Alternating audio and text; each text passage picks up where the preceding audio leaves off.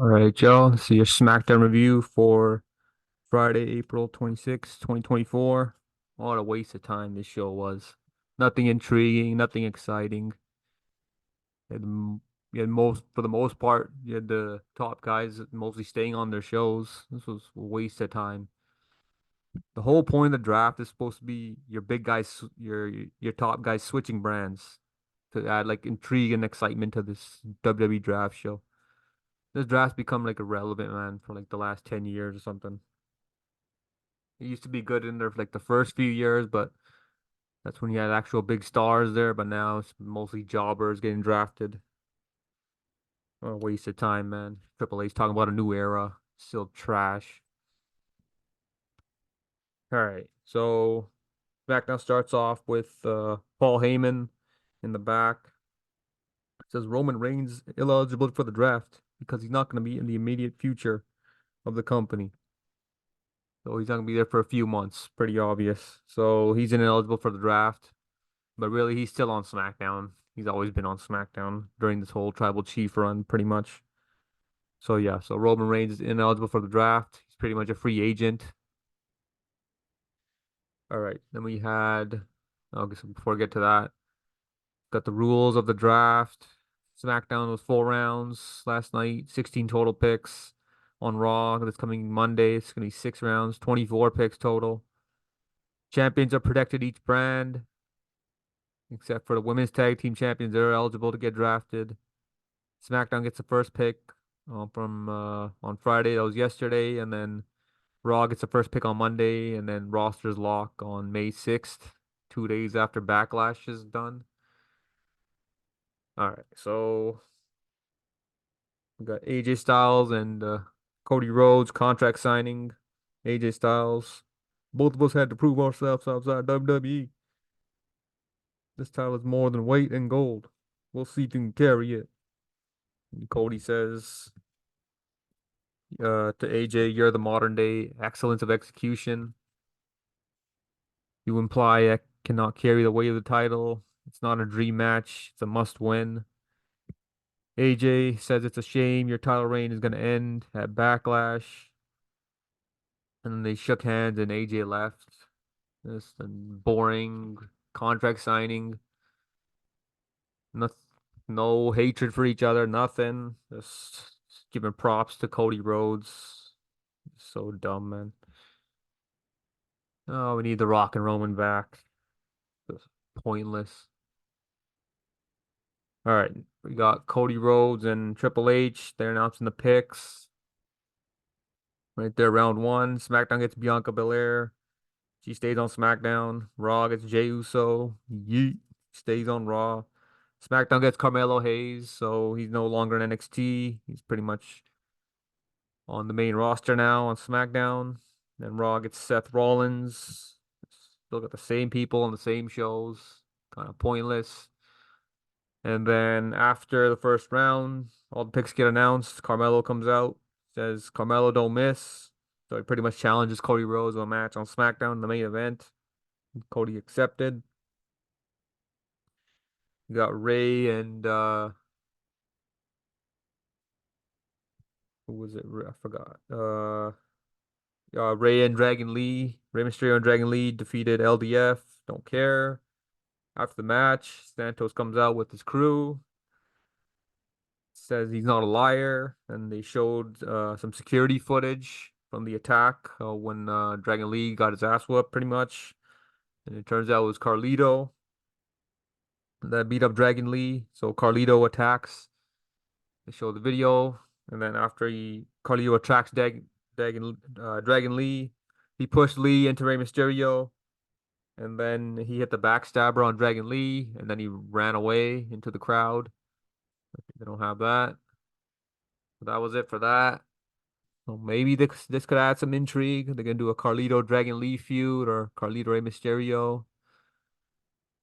Hopefully, it turns into a good storyline. Not really into this whole LWO LDF thing. They've been feuding forever. Nothing really exciting about this feud.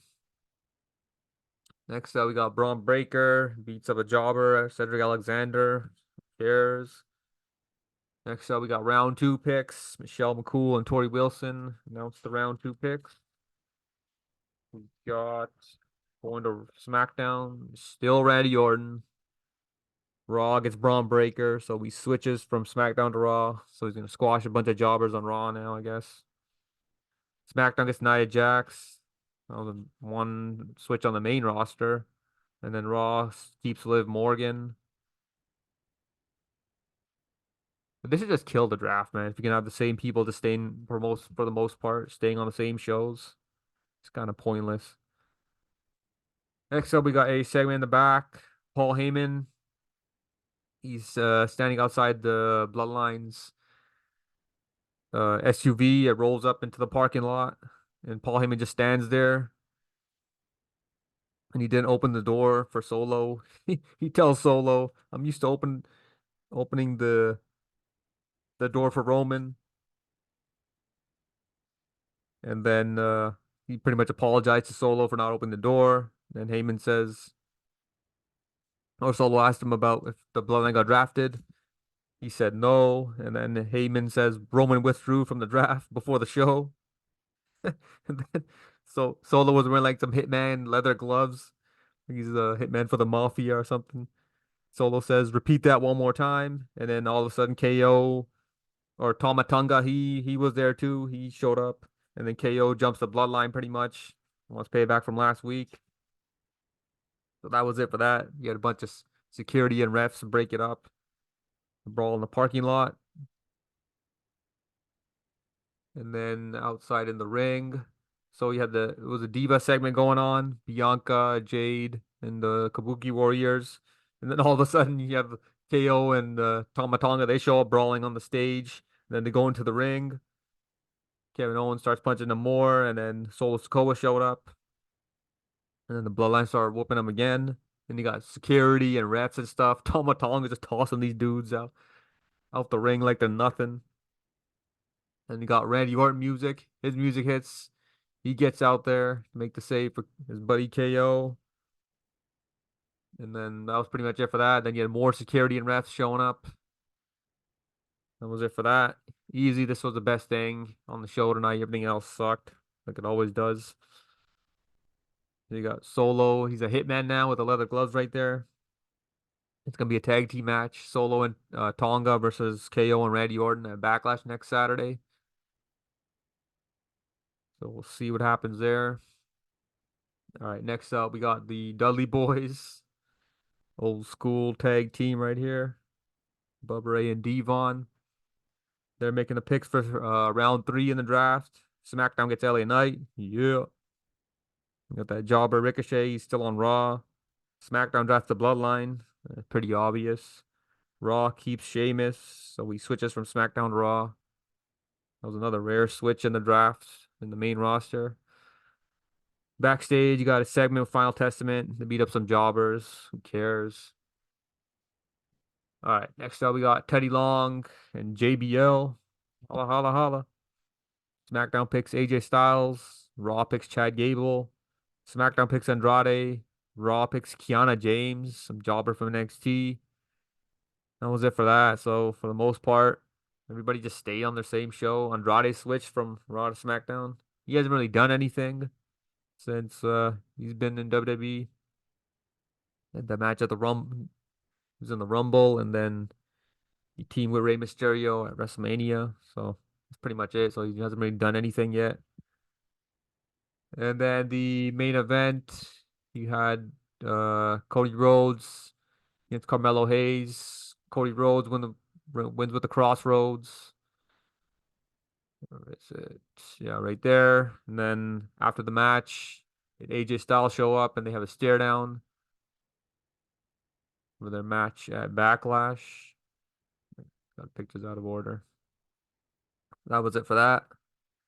Yeah, the pretty much Melo Hayes is the rookie on the main roster, and Cody Rhodes is playing the veteran role. Yeah, that going on. So maybe this is a future feud between Cody and Melo Hayes. And then AJ Styles and Cody Rhodes, I just don't really care about this. Don't even have enough time to build it. Just kind of dumb. All right, that's pretty much it for SmackDown. See ya.